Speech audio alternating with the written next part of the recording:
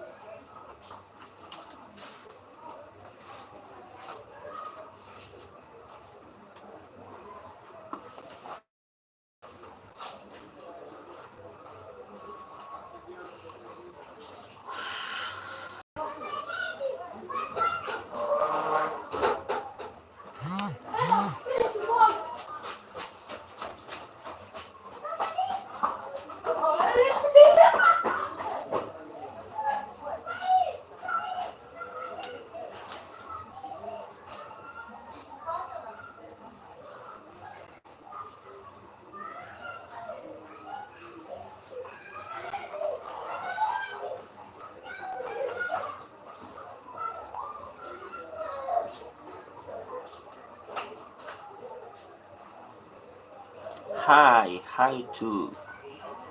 How are you doing? Bungo Tisik. Happy Tuesday, everyone. How are you doing?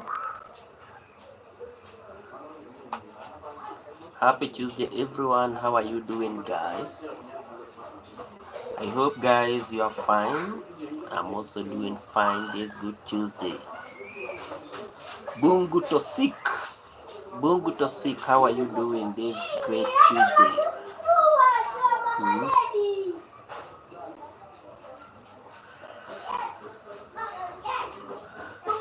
Thank you guys for watching, guys for joining. If this is your first time on this platform, guys, kindly guys, let's subscribe, let's like the live, guys, as well as we contribute to our today's topic, guys. Our today's topic is very interesting. You know, uh, let me just update so that guys you can see it. Thank you so much.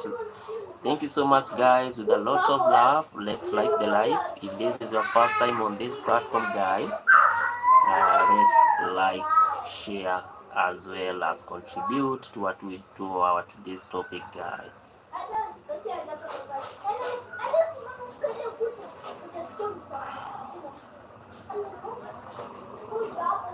Thank you so much, guys, for joining. If this is your first time on this platform, consider subscribing, guys, consider liking, as well as you can contribute to our today's topic. Each and every day, guys, we meet at this time each and every day, having a variety of topics, which is such a very instrumental thing, guys. Thank you so much for the like. Let's like the live, guys. Let's like the live as I update, you know, uh, our today's topic, guys, and I'm going to appreciate Bugotosik, and everyone else. Let me know how you are feeling on this good Tuesday. You see, guys, on my end, things are very tough. Things are tough. A lot of code. A lot of code outside. We have been experiencing very long links, and we appreciate for that, guys. We appreciate for that, guys.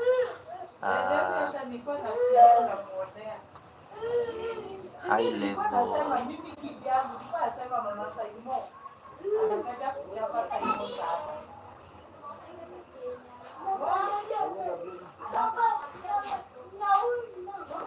The topic is there, guys.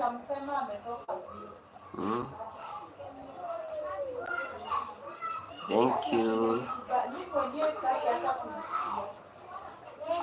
There we go. Our topic is there. Our topic is there, our very, very simple question. Are we having high level social disconnect when addressing issues affecting young people? You know, let me just update. Let me just update the question. The poll, you know,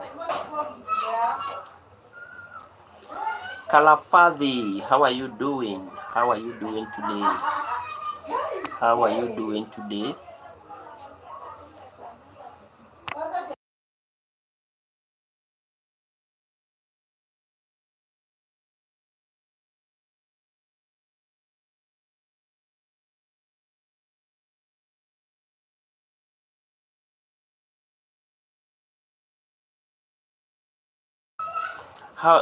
Thank you so much, Kalafadi. Thank you so much.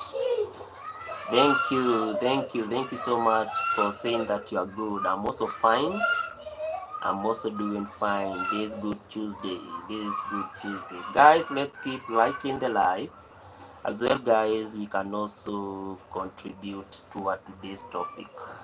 Very, very interesting considering we have a lot of issues. We have a lot of issues affecting the young people. And when we talk about the young people, this is just Kimi girl. I am back. I have looked for you. Thank you so much. I appreciate. I appreciate. Wow, thank you so much with a lot of love, Kalafadi G, for subscribing. Thank you so much. Mhm. Let me just update the poll. Then from there, guys, now I'll continue with the story. A lot of stories each and every day. Poa? Mm-mm. Maybe Apple.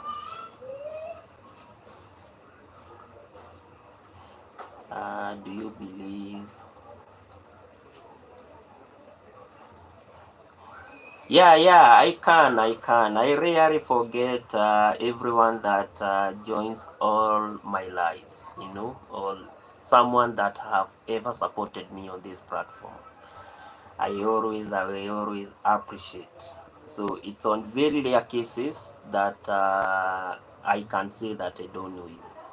Anytime you join, I'm always aware that this is, yeah, thank you so much. I appreciate. I even remember last time you came, and yeah, after some time you just told me that you are gone, and I really appreciated for that. You know. Mhm.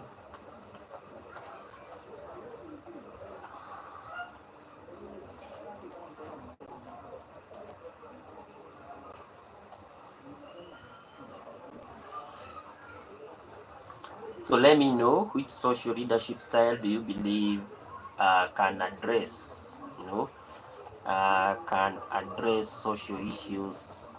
Yes, I have to go, but I'm back. Okay, I'll be waiting. Thank you so much.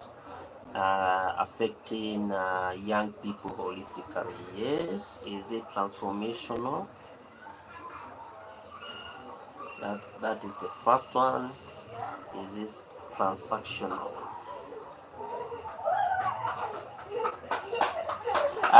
Today I'm just here trying to have a topic. Kimigal, yes. As always, I'm always in my shop, and each and every time I am always here. I'm always here trying to, yeah, always trying to, interact with everyone, know their, what can I say, know their views or their perception on different topics. Yes. So like today we are talking about how we can be able to solve so many issues affecting the young people. Mhm.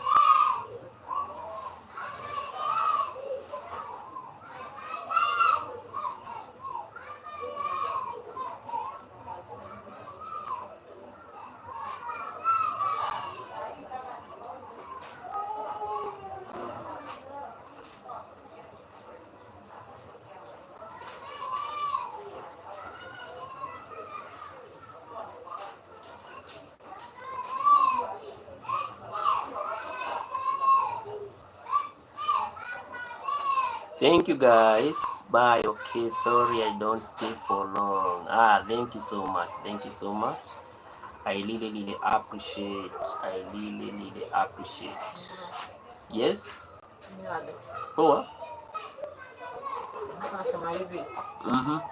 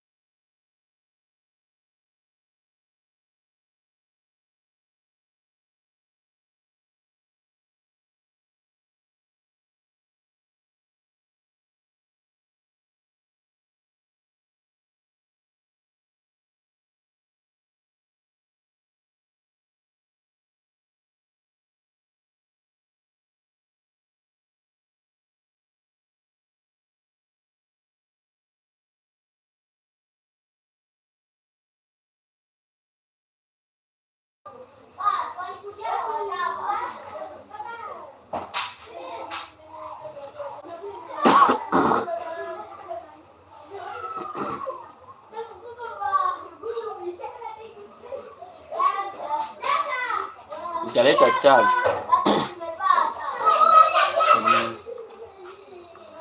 Wow, the power had gone.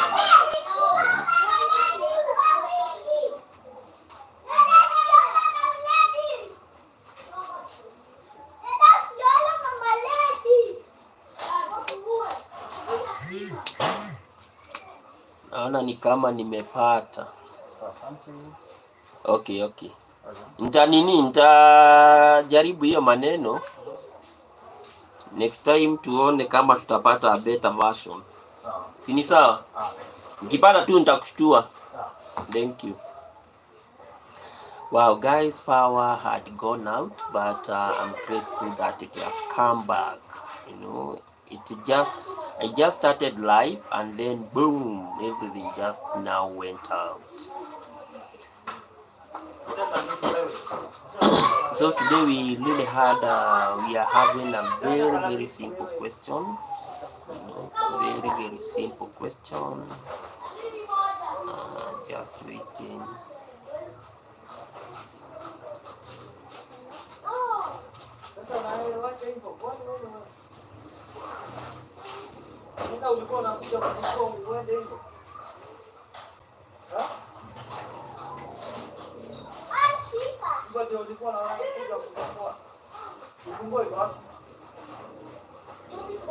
So, which social leadership style do you believe can resolve the social issues affecting the young people? You know, as I had started saying before power had gone out, it was all about appreciating that we are having issues when it comes to young people. You know, young people are having a lot of issues. The toddlers really have a lot of issues. You know, at the end of the day, they need they need essential equipment for them to grow effectively. You know, and for them to grow what can I say, to grow strong and in a healthy manner. So we really need to do a lot of social rearrangement in ensuring that our young people are able to benefit in each and every activity that we are doing. And one of the key aspects that I love when it comes to the issue of leadership is all about inspiring or changing people's lives. You know, this has been one of the key styles that so many people have or so many leaders have really tried to apply. And for those societies that have really embraced on the transformational kind of leadership, it has been the level of success have been very high. You know, societies have been able to to attain their goals. Societies have been able to ensure that to ensure that all the issues affecting the people, all issues affecting people are addressed in a timely fashion or in a timely manner. And this is one thing that I love about transformational leadership, because this is where it fosters, on creating sense for purpose, commitment among team members. And there is this one nation that I really love, that one day, one time, I'm really hoping that I'll be able to, to visit. This nation is called Singapore. And there was a time that Singapore really had a lot of issues. And Singapore, at the end of the day, focused on embracing the concept of transformational leadership. And at the end of the day, things really changed, and Singapore today, I think it is among the best performing nations, because the young people are given space, space to think, space to innovate, space to be part and parcel of the development of their nation. And today, as we talk, Singapore is among the few nations that have been able to meet their goals at the lowest, have been able to meet the goal of the young people, eliminating high chances of young people complaining and stuff like that. So when it comes to social leadership, I really love and I really embrace the aspect of transformational leadership. And one thing that I love about the transformation type of leadership It's all about the positive impact that it creates within an organization or within a social setting. Also in my society, I must say that I have also seen inspiring form of leadership, especially when young people come together. Thank you so much for the like. Thank you so much for the like. I appreciate, especially when young people come together, form different organizations, and at the end of the day, that are projected to ensure that the goals of the society are really met. And I am one. Thank you guys for joining. Thank you guys for coming back. Our electricity had really gone out, but thank you guys for coming back. You can contribute to our today's life by either by liking the live. That's the first way. Secondly, you can also contribute to our question or our topic. Each and every day we have different topics, ensuring that we keep on understanding how various social issues are affecting us and how we can be able to handle them effectively.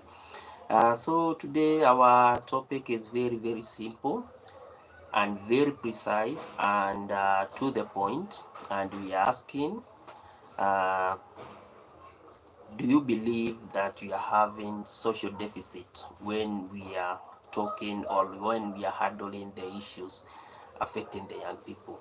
Do you believe that we have social deficit, or do you believe are we having high level of social okay, are we having high level of social disconnect when addressing issues affecting young people? That's one way. Thank you so much for voting. Thank you so much for voting. Wow, that's so good. Thank you. Thank you so much for voting. So as I said, we are having a lot. Bad boys. Karen, Piana shout out. Karen, I'm very, very sorry.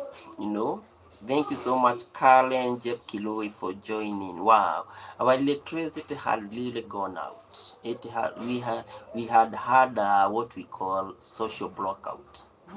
There was no electricity, but I'm glad that it came back, and then I'm here. So Karen, shout out. How are you? How are you today? We met yesterday, and you are not feeling well. Have you felt well, Karen? Have you felt well? Bad boys. I don't know where Karen he really went. Wow, bad boys, you need to come back.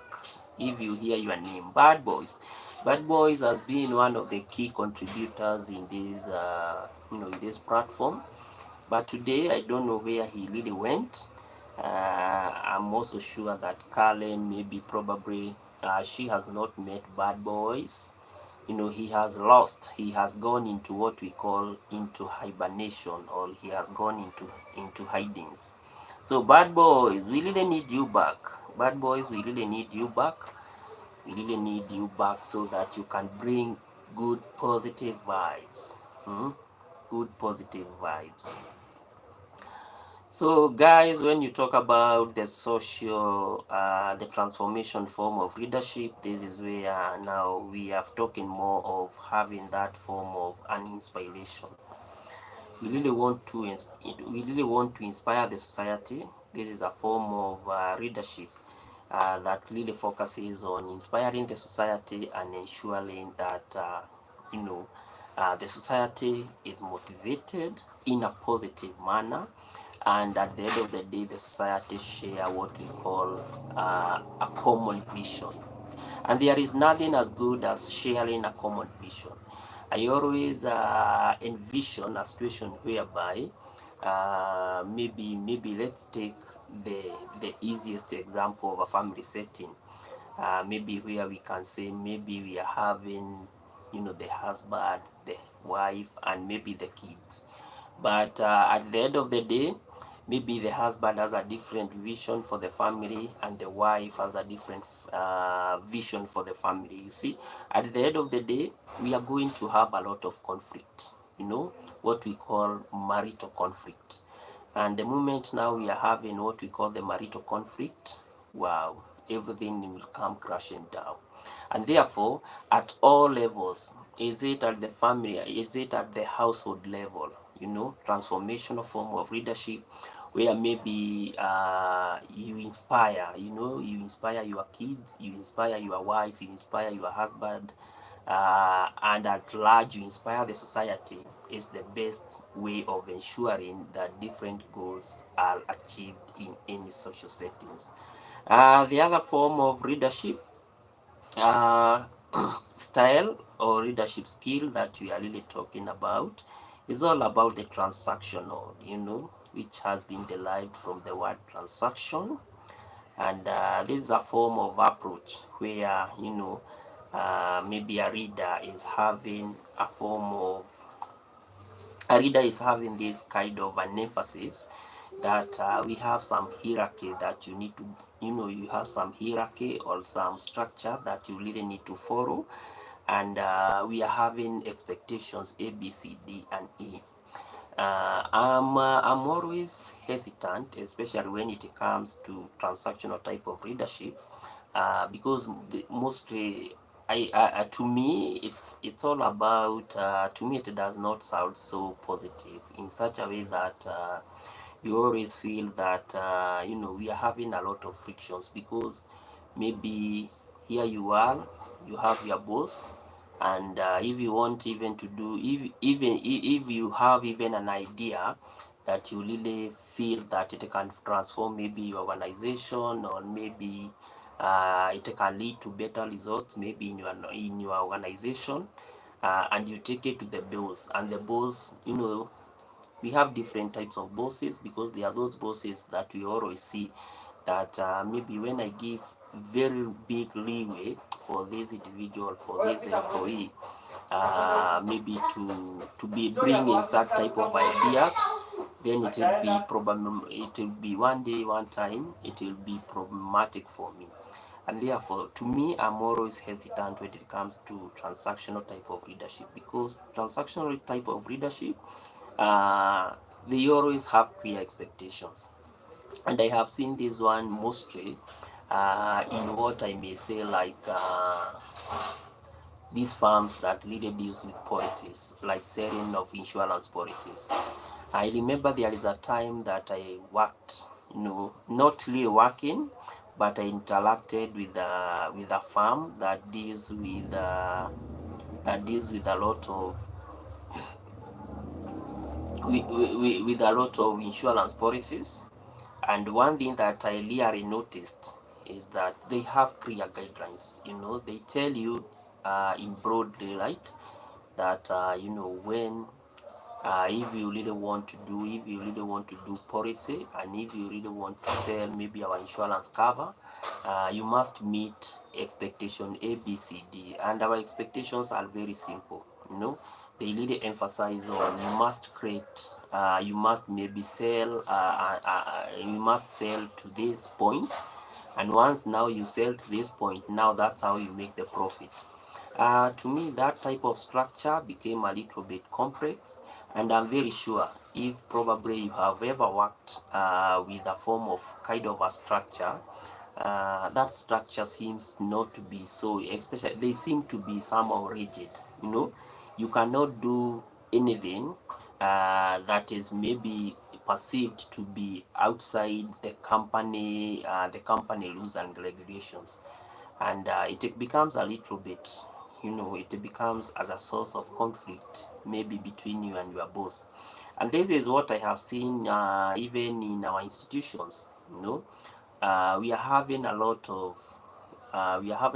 of great mind by great young people, and at the end of the day, when young people take their policies or they take their projects, for instance, they take their project maybe to their bosses, because of these structures, you find maybe there is a structure, the structure is not working, maybe you are being told, oh, we don't have money, especially here in our African context. If you have really good, noble ideas, not most bosses are going to embrace those ideas, because at the end of the day, they really feel that we work at a certain structure. and we cannot go overboard. We cannot go overboard, maybe beyond that structure. And so transactional is not so good. And you see, at the end of the day, it works for reward and what we call the punishment. This is where you are told, if you don't meet the deadline, then we are going to punish you. If you don't meet maybe sales, for maybe you don't see, if you don't meet sales maybe at a certain amount, maybe this month, you're not going to get anything. And I know, I know Karen, maybe Karen can tell us she really, if she has really worked with what we call the pyramid schemes. That's how most pyramid schemes works in our society. You are always told, for you, to earn a certain amount of money, you have to sell up to this point. If you are not able to sell at that point, then at the end of the day, we are going like to assume that you have never done anything. To me, it looks very, very demotivating. That one is a very, very demotivating. And the transactional type of readership, I don't think they can be able to solve the social issues affecting our young people, because young people, they are really facing a lot of issues. Young people are the same people who are who are facing the issue of high level maybe of unemployment. And once now you start now putting the transactions, young people do not, especially the young generation that we have, maybe the Gen Zs, they don't love having these types of structures. Maybe for you to talk with the manager, you have to pass via maybe the assistants. Maybe you see that type of structure. Most of them are not really profound in working in certain or in such type of structures. So to me, transactional leadership, I don't think it can do well to ensure that we meet the expectations of the young people. And transactional type of leadership, I think this is what is working in most what I would term to be the African politics, because it's all about benefits. When you talk about the African politics, is all about benefit. How are you going to benefit? Yeah, once you are in my team, what if I'm on the other team? How am I going to benefit? And which are some of the expectations, which are some of the punishment, or which are some of the rewards that I'm going to gain once I am loyal maybe to a certain party. you know that one is very, very essential consideration. So if you really want to thrive maybe in careers such as politics, I think transactional is one of the best kind of approach that you should have, or one type of mindset that you should have, especially when you really want to get into politics. Because at the end of the day, when you be even doing your campaign, like what most African leaders do, it's all about rewarding the best loyalists. So if you are loyal, maybe to a certain politician or to a certain leader, then at the end of the day, you are going to be rewarded. Unlike especially when you are not so good with the structures. So if you are not so good with the structures, I don't think maybe something like politics, or maybe something like the rigid organizations, like the government structured organization, they don't really related to fit maybe someone of the certain, maybe someone that has really flexible mind, because it comes with a lot of rigidity. Then we have another one which we call the autocratic leadership.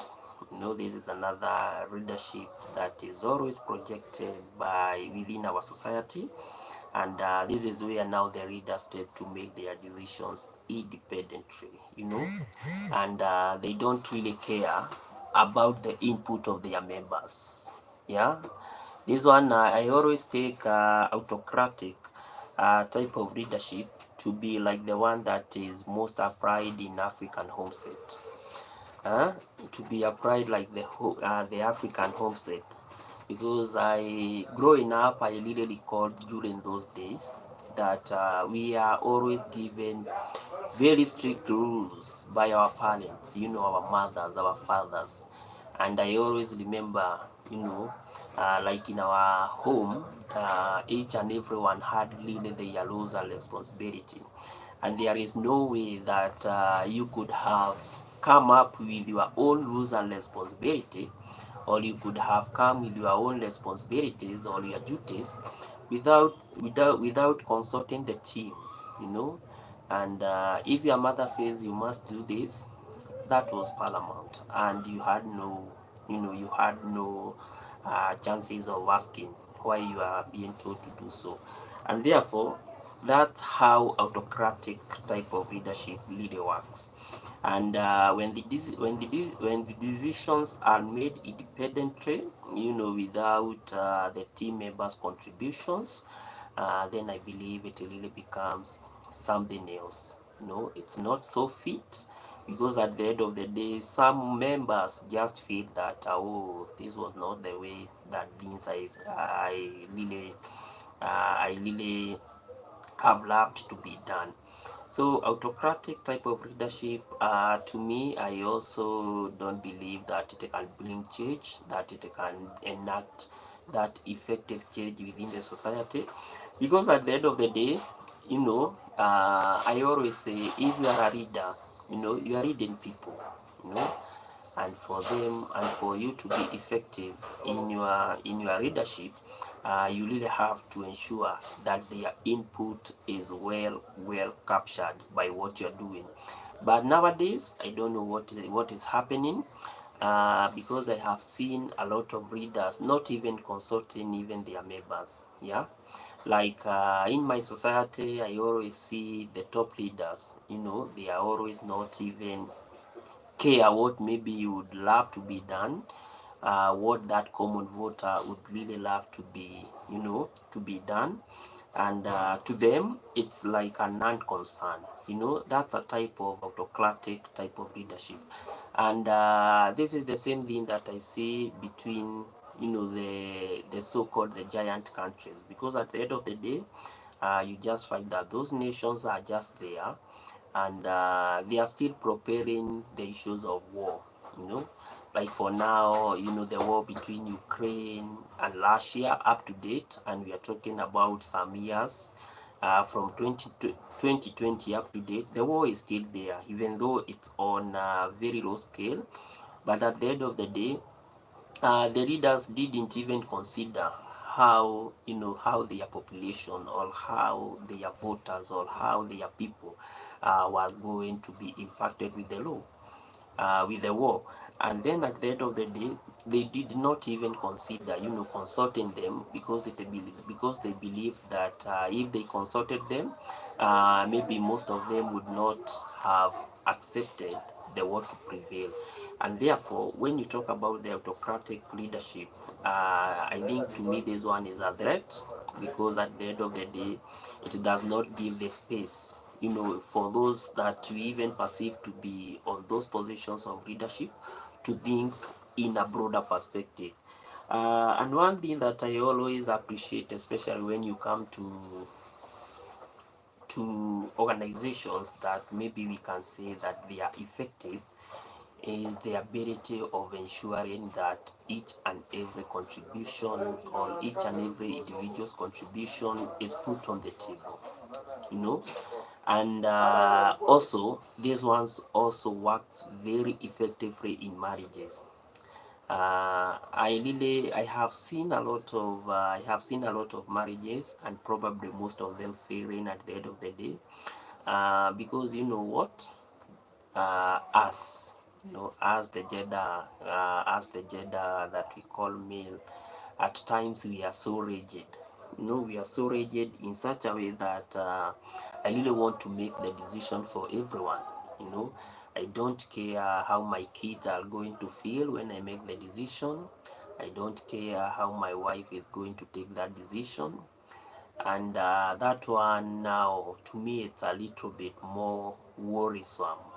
It's more worrisome, because at the end of the day, I believe that each and every person should be given a chance, you know in a more fair, to justify their reasoning in a more fair environment. But at the end of the day, we are living in a society whereby if it's about our leaders, they are so hasty in making decisions. You know, they are so hasty in passing some of these bills. They are so hasty in changing some of these what can I call them? Some of these policies that really maybe we perceive them to be working so efficiently, and therefore it now brings this kind of a miscommunication, or what we call the mistrust between them and maybe the people they read. And therefore this is another model, social model, that I believe that it cannot holistically resolve the social issues affecting the young people. Because at the end of the day, young people love and embraces where maybe they feel that they are valued, and valuing young people is all about giving them space to be to be involved in teamwork. I remember when I was, when I was a student, uh, our teachers really used to reinforce on the concept of teamwork. You know, even though some of the members were so easy to contribute to the goals of the team, you could always find that maybe when you are working in a team, things used to be learned very, very efficiently rather than an individual thing. And I remember each and every time, and I propose that everyone maybe can agree with me. Each and every time, maybe we had what we call the team discussion, like during our university time when we had like the team discussion. I really love the input of each and every member, because at the end of the day, you'd find that maybe we have a guy who is very, very talented in typing, you know and that guy would really focus on ensuring that he type for the best of his ability. you know the other members like us that we didn't even have the skill of typing, we are really there, always trying to ensure that we do some research here and there, here and there, here and there. And when now we combined everything, the things looked to be very, very good. So I really embrace the concept of teamwork, because I believe that each and every time that we have teamwork, things works very, very efficiently. I always foresee a situation whereby if you don't have teamwork, maybe in a family setting, this is where maybe you and your family, maybe you are renting a house somewhere, and because there is no teamwork, and maybe there is this kind of autocratic type of leadership, or kind of social setting mindset, then your wife will be given information, about your household, maybe to other people in this manner, and you will be given in this manner. And then when you hear the information, maybe about maybe with to your adult, maybe the husband is willing to pay on this date, but the wife is saying, no, you know what, he has not communicated, but I believe you. At the end of the day, you get that everything tend to crash a lot, and everything tend to have that type of a conflict. And once now you start experiencing conflict, wow, things now start failing one by one.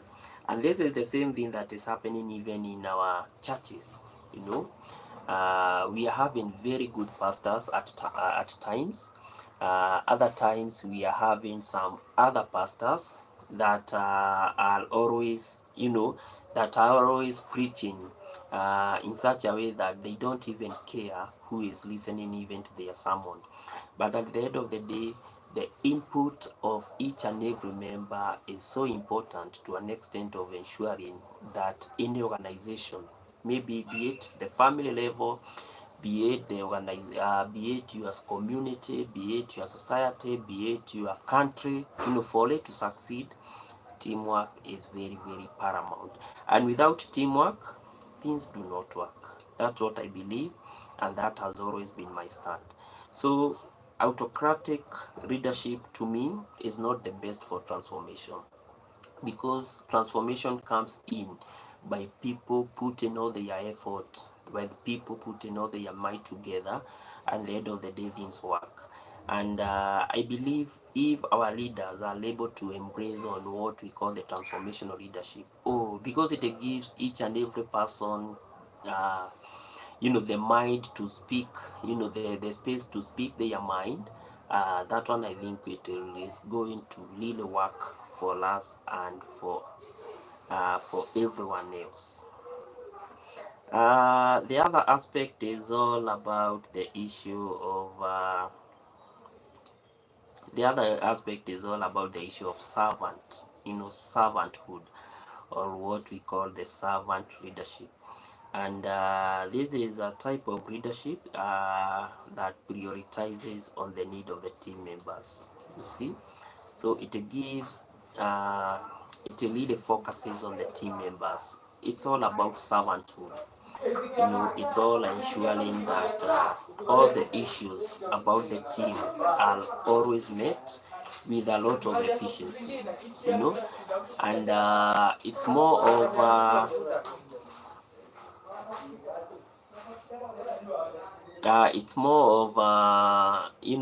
of transformation, because at the end of the day, it focuses on the growth and development of the team members. This is where maybe one act as a facilitator, and you empower others. And there is nothing as good as empowering others. But okay, don't really love to talk about politics, but when you come to the politicians, they are always going to tell you, we are really working so hard on empowering the societies. But at the end of the day, if you check across the spectrum, empowering is something that should be sustainable. And when you talk about sustainability, this is where now you want to have a plan that is going to run even 10 years. That plan, it can be able to stand on its own feet. And therefore, when you talk about servanthood, this is more about meeting the needs of the people. And I love the church because it has really embraced on the aspect of a servant leadership. I remember each and every time I go to my church, because I always go to church because I really love listening to God's word, meeting other what do I call meeting other people in the church, having a chit chit chat about how life is, and everything keeps on going very well. So about the servanthood, so many churches have different programs, like the Catholic Church. I'm not a Catholic, but I know of one of the key aspects that has really taken a lot of effort. One of the key aspects that the Catholic Church has really taken in terms of ensuring that it serves the society. And I was being told of a story by one of the followers, Catholic followers, about the program that they had really initiated, about believers that really have food stuff, taking them to church, and then at the end of the day, maybe the pastors, the clergy, and the other team, establishing that maybe we are having a certain population that maybe cannot be able to have or to achieve food. And then at the end of the day, once that food has been taken to church, then it's distributed to those guys that maybe do not have food. And I saw that one to be a very, very good program. I also have a lot of history about other different churches. There is a church that I also know, and this church is all about, it goes collecting clothes and finances. It's called the Compassionate Church. It's all collecting clothes and maybe calling its members to give some donation, and all these donations, they are taken maybe to the underprivileged people. Our society is so what can I say? Our society is so unbalanced in such a way that you might find some areas that those people are very sustainable in terms of food. They can afford clothes, but we have some sections maybe that those sections, maybe even affording that food, it is really a problem. So I really love about the entire concept of servanthood. And I have another church. It's another church that just came the other day, and it's calling itself the Compassionate Church. Their concept is also very simple. If you are maybe in business, and we have some young people, and these young people, maybe they are from campus or they are from school and they have no jobs that they are doing.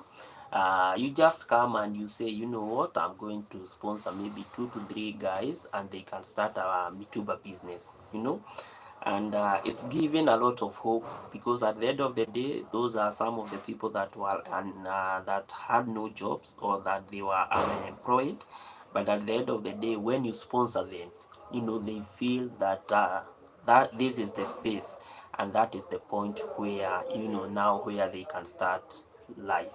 And at the end of the day, I always perceive that concept, to be one of the best concepts, because it's given a lot of hope to the young people.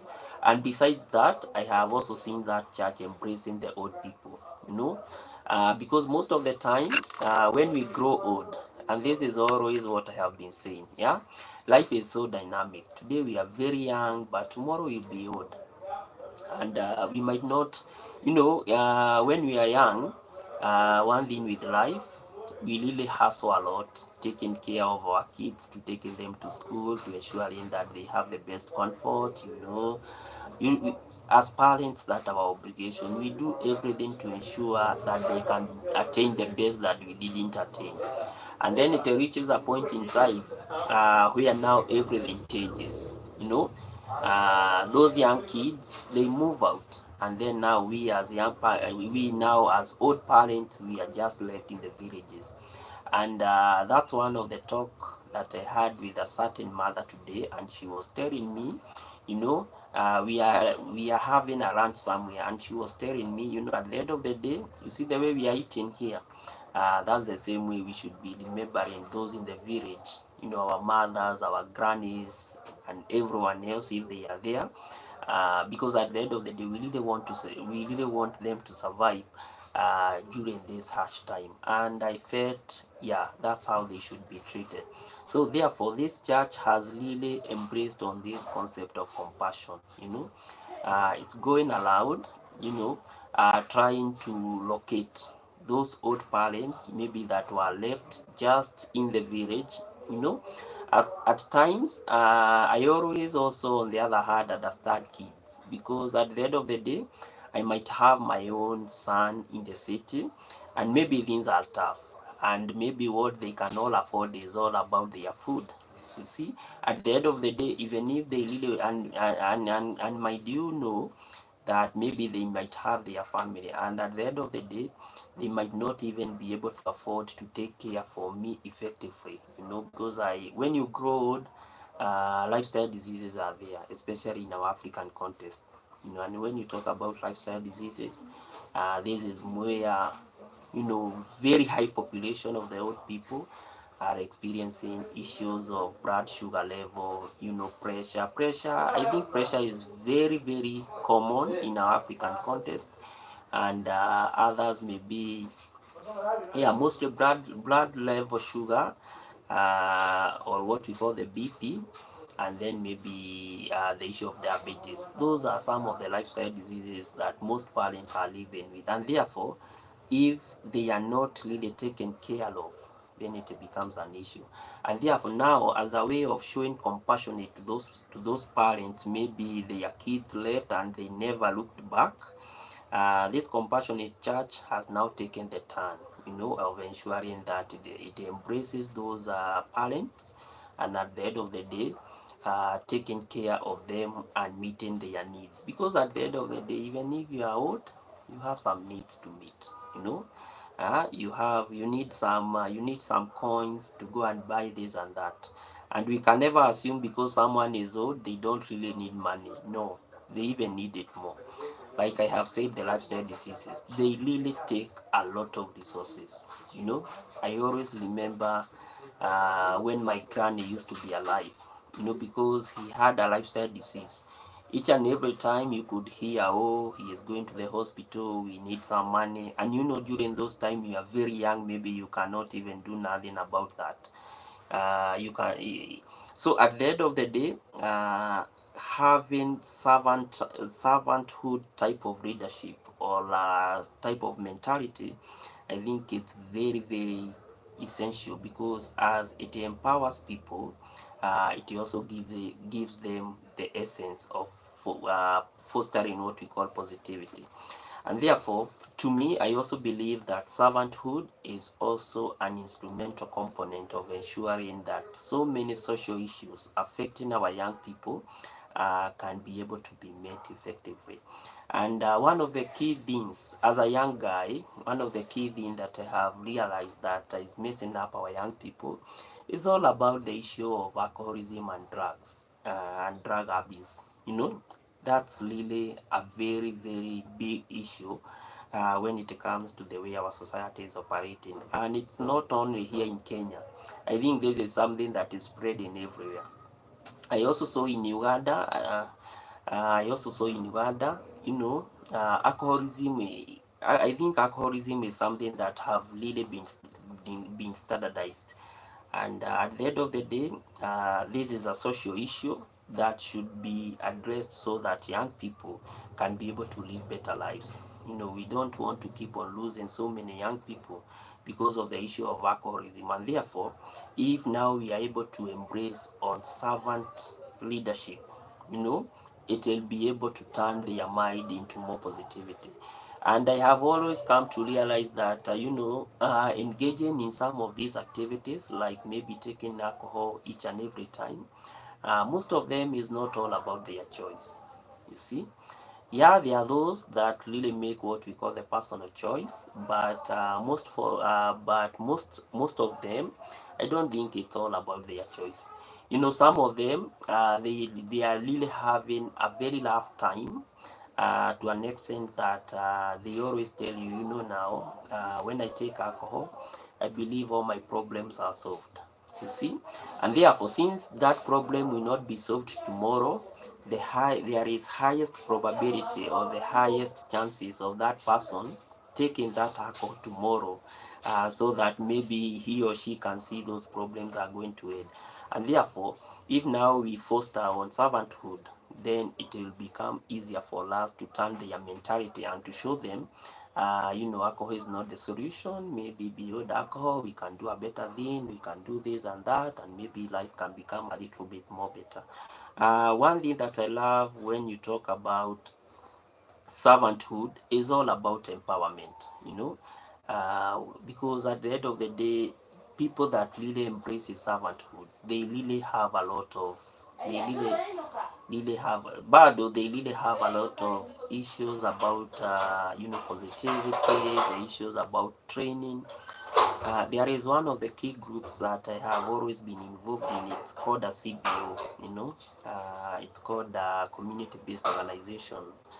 And I really love about the entire approach undertaken by this organization, because at some point, it is a group of young people, and our key perspective is all about enhancing on how, or focusing on how we can be able to improve or elevate our society. And we do a lot of activities, and one of the key activities is all about embracing the young people, or the young children. At the end of the day, we have even bought them a bouncing castle, so that when they are not at school, instead of that young child having that negative mentality on where maybe what they can do watching cartoons, you see all those things, we really want them to have such type of a recreation where they can just come and just enjoy. You see, at the end of the day, even if we are charging them a smaller fee, to us, we really believe that we are really making such a very huge impact. And on the other hand, we don't do it as a team or as a group. We really embrace and we employ young people. We put them there to be in charge on that bouncing castle and the trampoline, so that when these young people comes, when these kids comes and maybe do their thing there, at the end of the day, if we are able to pay them at a smaller fee, then things becomes a little bit more better. And so we really focused on adapting to transformational form of leadership and the servanthood. We really wanted to combine them as a way of ensuring not only we that we are going to benefit from this scheme, but we really wanted to ensure that a very broader spectrum really benefited from this.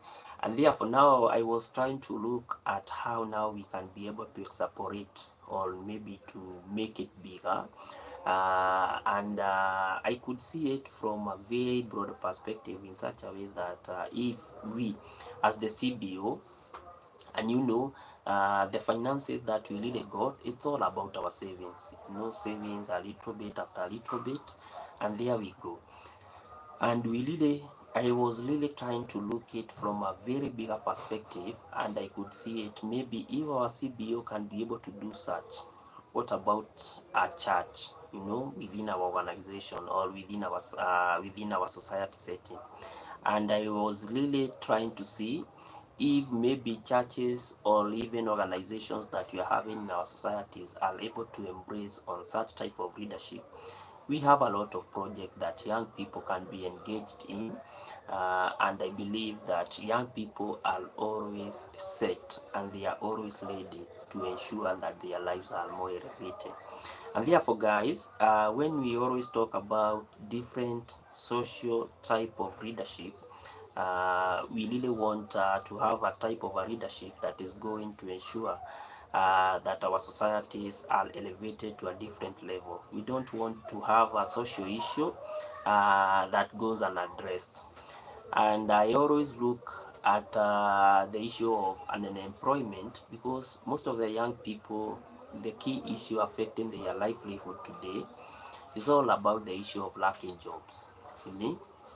You see, and lacking jobs come from a very broader perspective.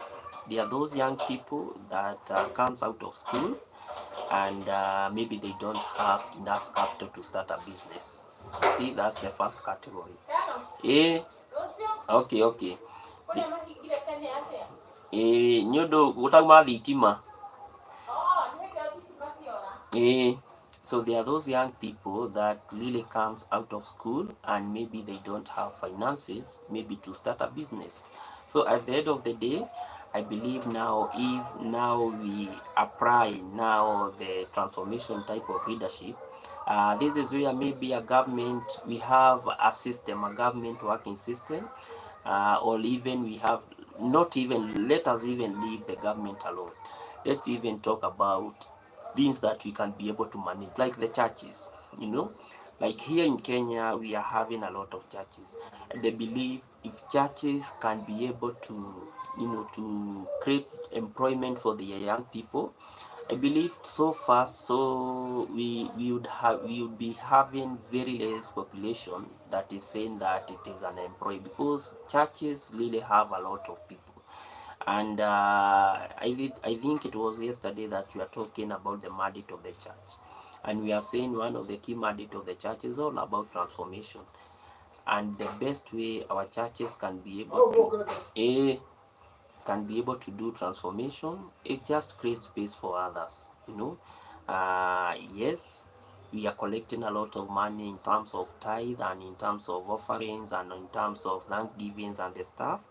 I believe if I was in any type of church setting or in any type of church kind of leadership position, creating employment for the young people would have been my first priority, because I believe that we are having a lot of churches that have really a lot of resources, and remember, at the end of the day, these parents are the one that they are really supporting you as a church to grow. On the other hand, these kids that you are going to employ as a church, they are the same kids that you are going to ensure that tomorrow you depend on for the church to keep on growing. But I feel so sad, especially when I see or when I hear the church also cry about the issue of employment. The government is not doing. Okay, it's the role of the church to ensure that it acts as is it a gatekeeper? I think something of such.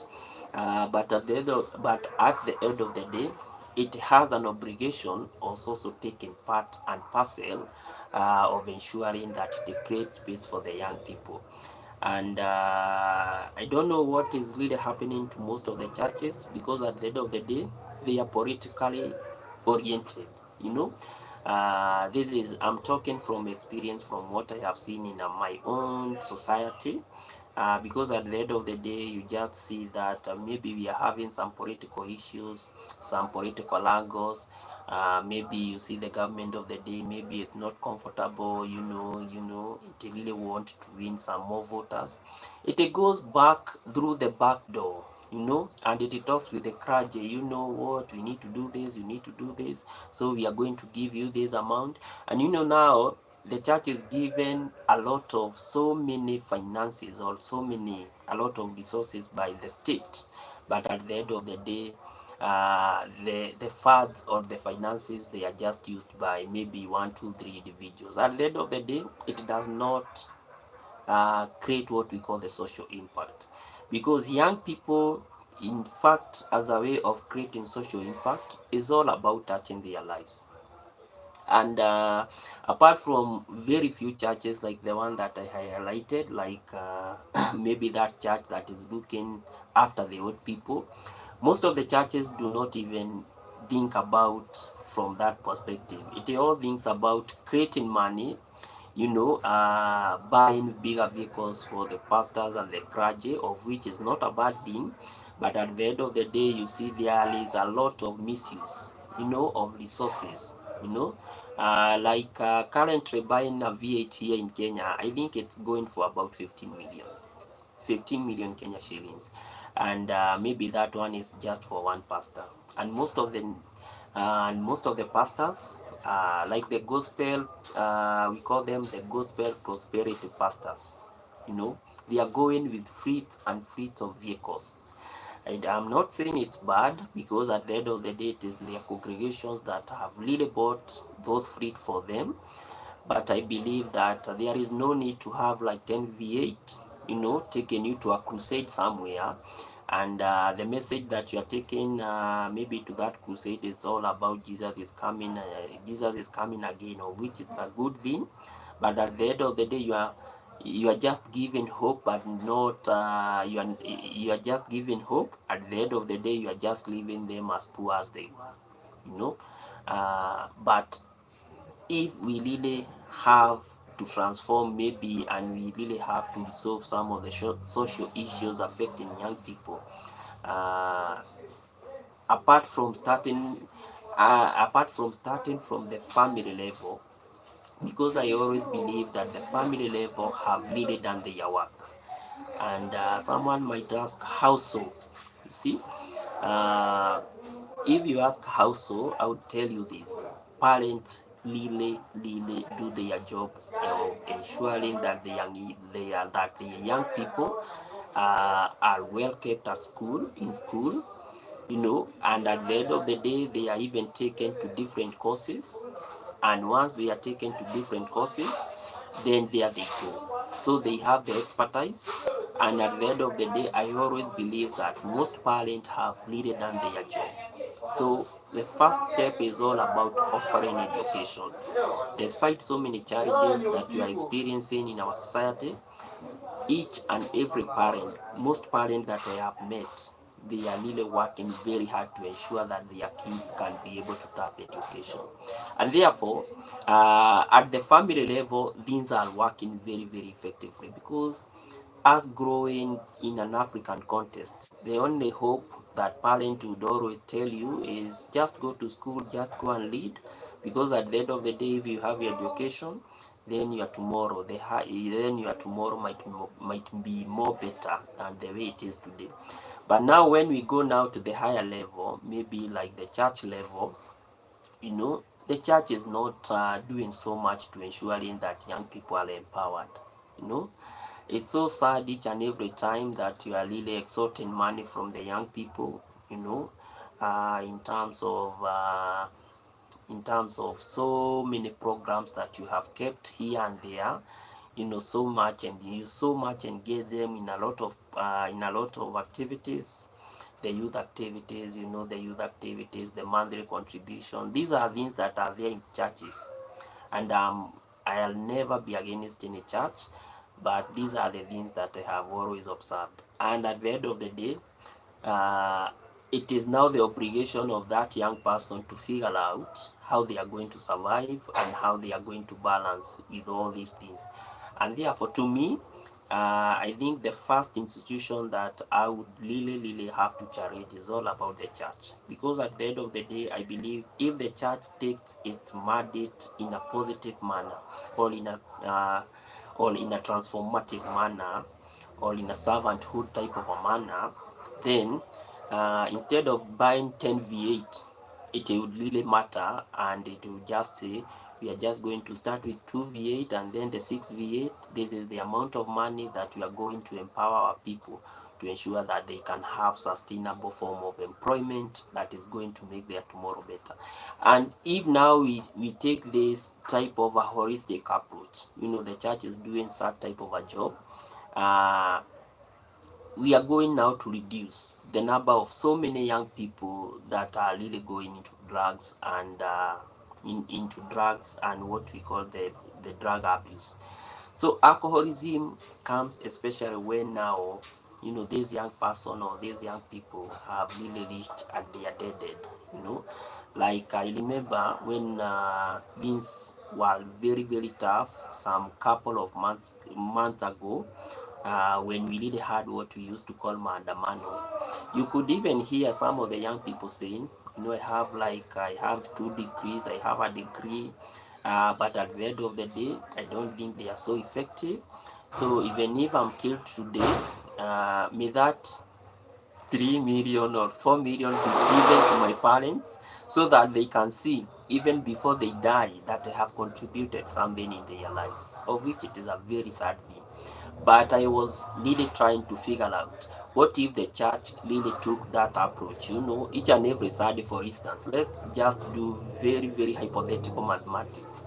There are some churches or some congregants that can even have about 1,000, let's say the simplest, 1,000 congregants per Sunday. You see? And let's assume that each and every congregant is making, in terms of, let's just focus on offering. Let's just be hypothetical, and let's say that the minimum that they can make is about 100 bob. Because I know for those guys living in the city, that's what really happened. So if you are talking about 1,000, and a thousand Protestant, or 1,000 followers, and each is making like 100 Kenya shillings. Uh, that's like, is it 1, 2, 3, 4, 5? Yeah, that's like 100,000. You see, we are talking about 100,000 Kenya shillings. And imagine now, you as the pastor, you have the others, you have the tithe, we have what we call, mostly we have the tithe, we have the thanksgiving, we have bra. You see all those things. They are always there each and every Sunday. Now imagine you as the pastor, you just take this Sunday, you just take like 100,000 Kenya shillings, and you just realize maybe you have like three girls and maybe 4 boys that are really unemployed, and you tell them, this money has come from the church. First of all, we are going to pray for it, and then from there it's going to succeed, and this is where you are going to start. I'm telling you, giving giving that person like 10K, 10,000 Kenya shillings. There's a lot of money in our current situation. Giving that young person 10,000 Kenya shillings, you have really motivated them. And you see now, you have created employment for them, so tomorrow they shall come back to that church and say, this is where I was blessed, this is where I started my small business, and at the end of the day things are working very very efficiently. So when we talk about inspiring and maybe resolving some of these social issues affecting the young people, because the biggest crisis that we are having, it's all about unemployment. You know, if we are able to solve the crisis of unemployment, then we are able to solve the so-called a lot of issues, because unemployment, we have said, it is one of the key issues leading to alcoholism and the issue of drug abuse. That is what is happening all over. You know, it is the same thing that is leading to a lot of insecurity. Me, I live in a place, in a place where some place is very nice and the other one is like a ghetto. You see, at the end of the day, and at the end of the day, you just hear that maybe young people, very potential, with a lot of energy, with a lot of very sharp, you see, they are even stealing petty things like a phone. You know, maybe you hear that maybe a young person has stolen like a phone worth 40,000 Kenya shillings, but that person is selling it at 2,000 Kenya shillings. Now imagine. And I always envision, what if we are able to embrace on transformational, or what we call the servanthood type of leadership, to empower this young person? I don't believe that young person would be busy trying now to snatch phones and trying to sell them at 2,000 Kenya shillings. It will be very very embarrassing for them, because they are not even busy at the end of the day. The same thing or the same approach now applies to the church, you see, because the church has the biggest mandate, you see, and each and every time we always go to church, because we really want to ensure that that church really grows, and at the end of the day, after it has grown, it should also now act now vice versa. You know, for decades and decades, and for those that have really read about the history of churches in our African context, it has been now the congregant now supporting the church, of which it's a very good thing. But now we have come to a point whereby, even after all this type of a support, it's only the few people that are really, that are really benefiting in that type of orientation. And therefore, if we really have to change some of the key issues affecting our people, we must start from the church. Let the church not only preach hope, we always say hope, let also even preach the act of transformation. You know, the church has really talked about, the church each and every time really talks about the issue of transformation. But how can it talk about the issue of transformation and it's not affecting people's lives? To me, I believe that the church can be able to do a lot, and it can be able to touch more lives in a better way. The other issue is all about, the entire ecosystem of our leadership. You know, for instance, in my country, we are having a very broad form of governance. You know, and the good thing with the broad form of governance, it's all about tapping leadership at all levels. At the ground level, we call it at the grassroots level, at the mid level, and even at the top level. When we talk about the ground level, or what we call the grassroots level, this is where now we are having a lot of leaders in terms of the MCAs. We call them the MCAs, or the ward representatives. And you find that when we have this type of leadership, if because they are, at the end of the day, they are really given a lot of resources by the national government to come and do some development within the society. And one thing that really keeps on hurting me as the common voter is the level of the mentality that we have when it comes to our issue of leadership. Because at the end of the day, we really want to get into those positions, and rather than showcasing that we can be able to transform our society, you know, we are really focusing on stealing and doing a lot of corrupt issues at the end of the day, which is, to me, is not a positive thing, but rather a detrimental thing that really keep on escalating the social issues. And I have always heard because I think this should be my third time that I'll be voting, and I have always heard from the young people always saying that if we are going to elect them to go and steal maybe in those higher offices, then why should I be obligated not to eat their bribe so that I can give them my vote? That's the kind of mentality that even those leaders have really put onto us in such a way that we are not even be able to think even beyond, beyond that type of leadership. And therefore, most of them, when they get there, it's all about now stealing and keeping in the pocket so that they can fatten their pockets. Well, at the end of the day, so many issues are still escalating. And one of the key way that I have really seen that government can be able to transform lives is all about, engaging people in terms of forming the so-called the small and the small enterprises.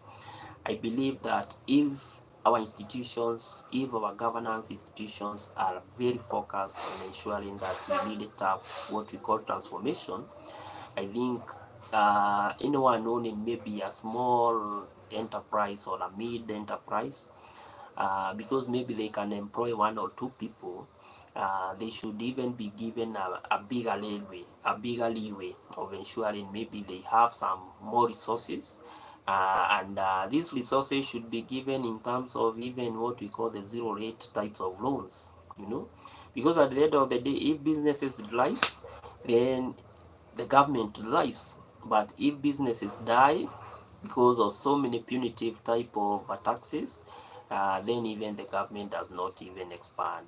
The government also shrinks in terms of getting its tax base, and therefore it's a call not only for the government but also for the key leaders, even the grassroots leaders, to focus on ensuring that the easiest way or some of the key ways that we can be able to resolve these social issues is not all about stealing, but it's all about, having a broader mind, having a broader perspective, organizing group.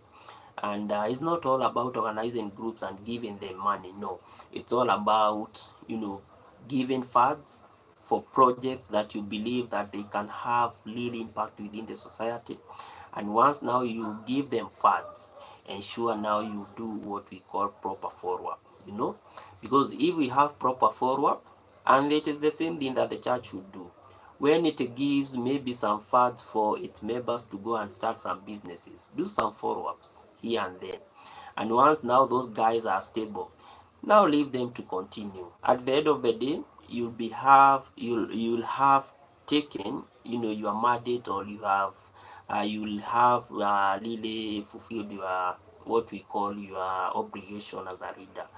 And when now we come to the mid-sized level, this is where now we have our MPs and the Senate. One thing that I really appreciate about our constitution is the broad-based kind of government, because at the end of the day, we are having leaders at the grassroots, and I have shown you how these leaders can be able to ensure that the resources they are given, they can be able to transform lives within our communities. Then if these resources are not enough, now we come to the middle. And I really love my MP because he is a working MP. I'm not going to disclose his name, but he is really working. And like as I told you guys that we are having what we call the CBO, community-based organization. And so many times, he has really offered what we call the training. He really wanted us to capture the mentality that if we have the CBO, we can even be able to tap we can be even be able to reach other people, and we can be able to ensure that they are even more sustainable. And in the process of forming these CBOs, he has even given us a tender. There is a time that he gave us a small tender, and he told us, as a CBO, because I really want you to grow, and maybe you can have something that you can do, to generate some income for your group. Maybe you can work on this dead, and once you work on it, if it's successful, then you guys will be in a better more position. So at the mid level, type of governance, when we talk about the member of parliament, if they are very serious about transforming and about solving social issues, is all about, coming and interacting with groups, giving them some funds, and to ensure that the funds are utilized for the best, for the best projects. People must have, youth must come with very noble ideas that are really going to ensure that they have what we call some bigger returns. And now we go to the top leadership. That's where now the money is. And I always feel sad. Like today, yesterday I feel sad when my president talked, because my president really talked about a very issue that I really felt that he really took it. He really talked about an issue that really did not lay them with my belief, especially when he says that maybe there are some people in the parliament that maybe they are misusing the public funds. And the reason why I felt bad is because at the end of the day, he is even talking of very high amount of values. He is even talking about 150 million Kenya shillings, being taken by just one individual. Imagine one individual. So if for instance we are just taking like just an arbitrary figure, about 10 MPs are taking maybe 150 million Kenya shillings in terms of being collapsed, then we are talking about 1.5 billion Kenya shillings. If this 1.5 billion shillings was injected into the economy, then the crisis that you are having about social and unemployment, I don't believe it would have been there. Because at the end of the day, I really loved when the president really campaigned and he really said that when they get into power, they are really going to focus on how they are going to create employment. And the first Nobel theme that he really the Nobel idea that he really had was all about creation of what do we call them, these small industries, yeah, the small industries. And I don't know really what really went wrong. I don't really love interfering with politics and how things are going, but I love reading and listening to what they say. But if the approach could have been taken, today things would have been very, very different. Because at the end of the day, for instance, we are having a lot of engineers, and electronics engineers, for instance. You see, we are trying to buy everything from China. You see, even these earphones, yeah, these ones have been imported from China. Come to the manufacturing sector, the toothpick. You see this one, guys. You see, like this one, toothpick, this one, yeah, these ones are all imported, guys. But I was envisioning what if we are having these small type of mini industries. See, mini industries where now at the end of the day we are trying to em- empower, the smaller engineers coming from our industries, coming from our institutions, inject them into those smaller type of industries. And to start them, they don't even need a lot of capital. I believe that if maybe an industry is well equipped, it can never even go beyond like 10 million. So imagine now, like if we inject about 15 billion, and 15 billion for a country like Kenya, that's very little amount of money. Because at the end of the day, if you really if you have really focused on the amount that we are spending in terms of leadership and governance, just what we call the salaries, wow, annually we are using even more than 50 billion. That's a fact. And that one is now about just for the civil servant salaries. You have not even touched about they are getting so many other benefits here and there.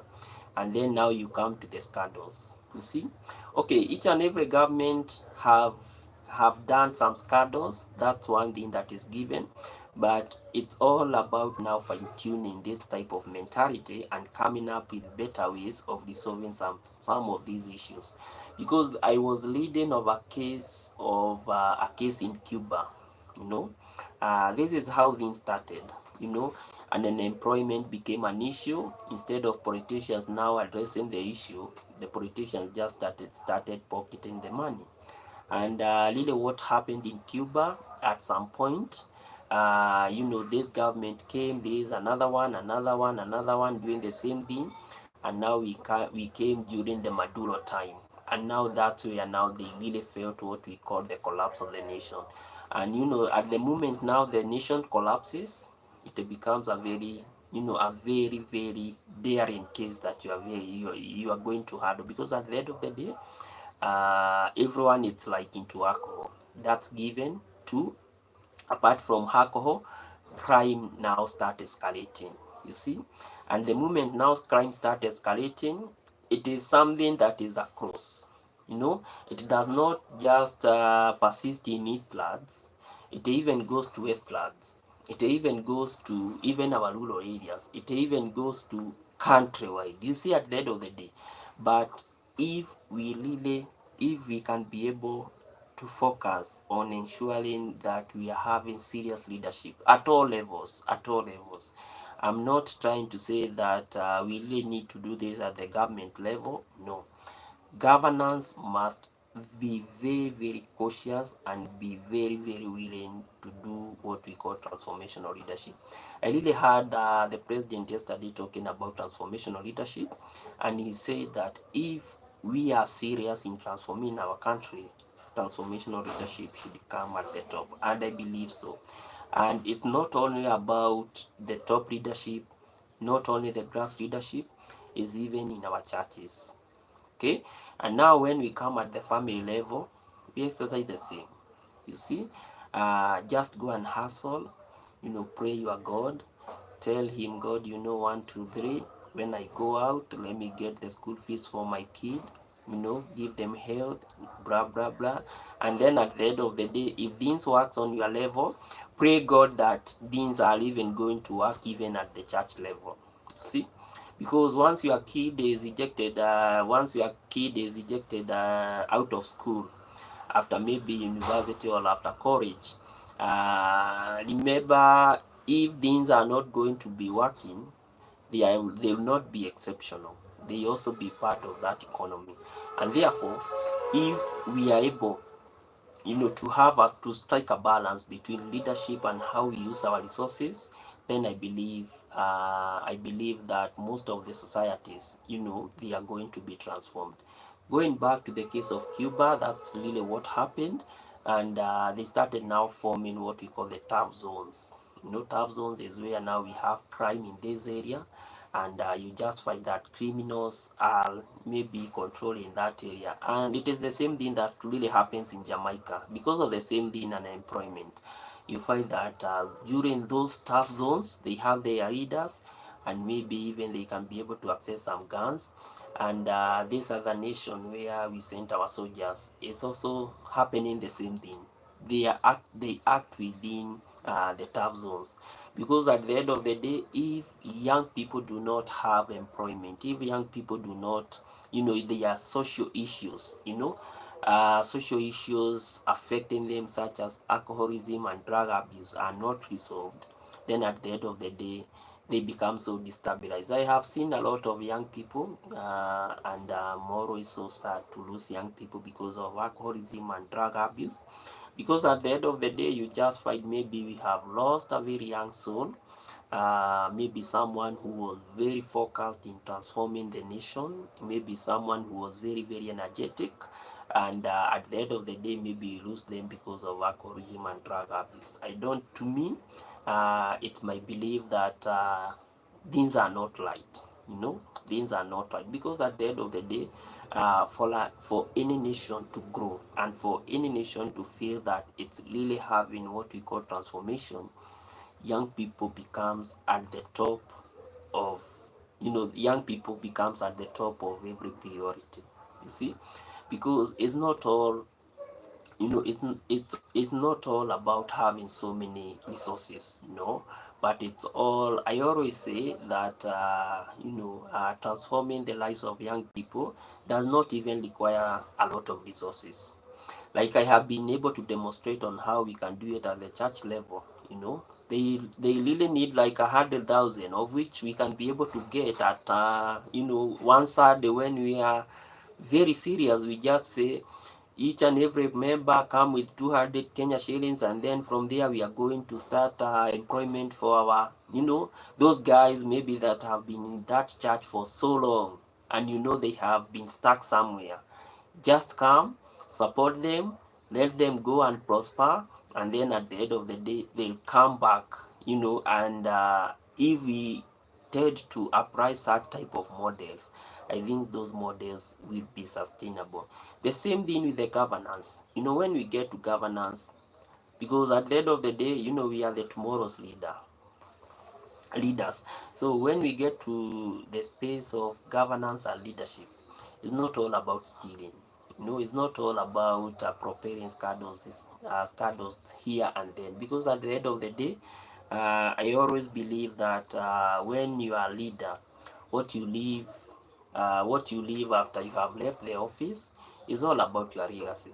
Don't be cheated by anyone that the more scandals that you are going to do, that you are going to become prominent. In fact, years, ages after ages, or even generations after generations, they always be saying, what really happened with that leader was all about bad things. But what if you have a good leader whom even after he has gone, we are always going to celebrate them. I really love sometimes how the American, some of the Americans leaders really approach when it comes to the issues of addressing issues affecting their people. For instance, I really love reading about Barack Obama, and I really love on how he really applied his leadership skills.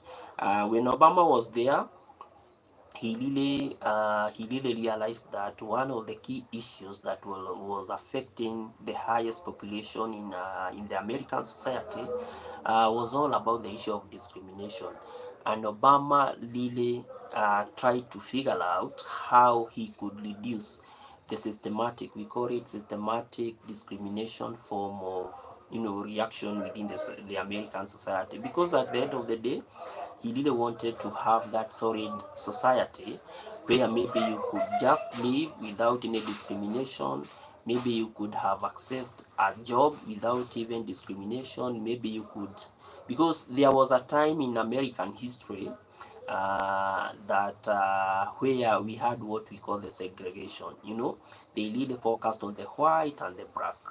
So if you are a white, you really had to go to a white school, you know. And maybe if you are black and you really wanted to go to a white school, a lot of things were there, and at the end of the day, you would not even have gone to that school.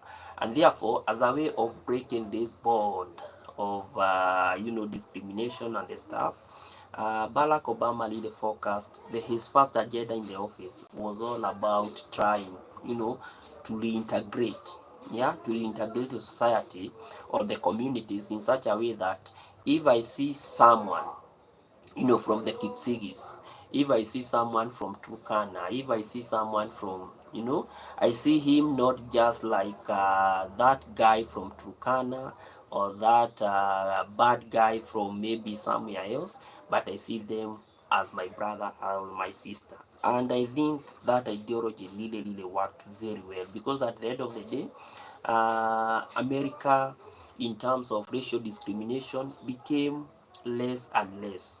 And the reason why I believe it became less and less, you see, after Obama, uh, we have had some other elections.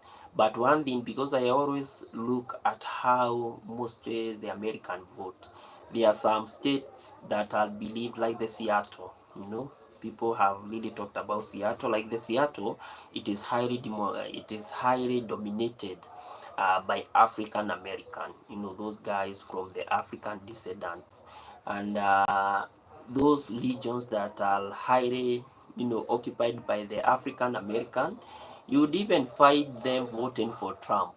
Yeah, and you know Trump is a true nationalist. Trump is a true conservist, because at the end of the day, he is a true American. He is a white. You see, but at the end of the day, because that kind of notion or that kind of mentality that we would live, that there is need for us to live in a more cohesive type of society, it has really taken a very different turn. So you would find that even the white people, like I saw of a case of I know you guys, you can remember the case of Florid. Yeah, we used to call him Mayweather Florid, something of such. That guy who was killed on the street by the white guy, you know, the white police. The guy who said I can't breathe, and that was the genesis of what we call the Black Lives Matter. If guys you can remember that, that story always taught me one thing. uh, the demonstrations that were done, they were so severe in such a way that you would even fight those guys that are living white but they believed in terms of humanity. They were all on the street, you know, calling for the arrest of their own white guy. Because of what? Because Obama, when he was leading the office, he really tried to reintegrate the society. And therefore, coming back in our African context, we need just to have the same approach when it comes to leadership at all levels, be it in schools, be it in churches, be it in governance, or even be it at our home, you know, or in our homes. Because at the end of the day, if we really transform our homes, then it becomes a better place to live.